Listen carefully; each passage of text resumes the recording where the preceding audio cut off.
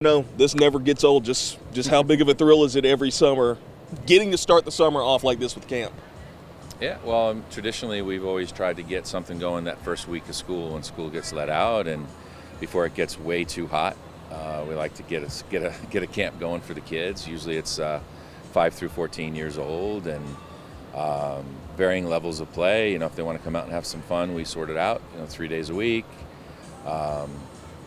We can go outside on our soccer field, but we decided to come inside again because of all the rain that we've been getting.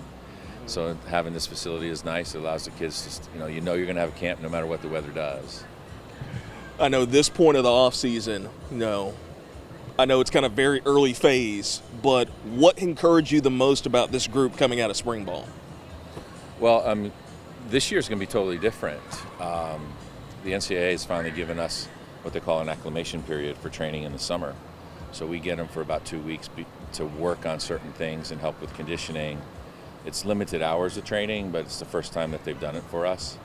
So it'll help us prepare. It'll allow our group to be better organized and certainly more acclimated to the heat that we have to deal with. So I think that's the most exciting part is we're planning, we're trying to figure out how can we best take advantage of that situation. We have a very young group coming in. We have, I think it's going to be 11, possibly 12 freshmen. We just got our final commitment that we can't announce just yet because she hasn't signed the paperwork. But we've added some significant international players to help with our roster.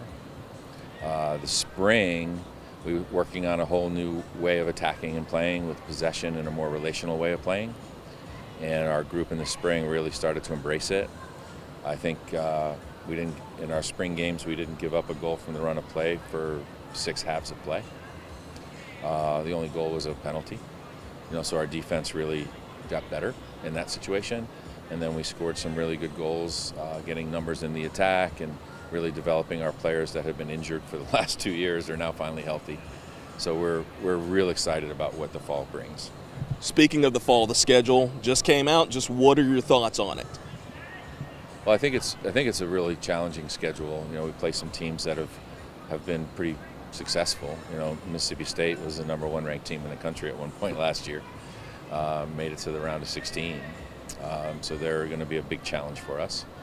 And then Lipscomb was a team that won their first round game. So they've gotten better as well. So that's a game that's going to be a big challenge for us. Stephen F. Austin's coming back down. They're a team that's won their conference.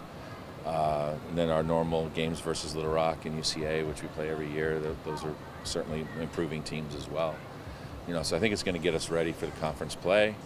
And as far as Sun Belt play, it's just like every other sport, it seems. Everything is really close. Everything's really tight.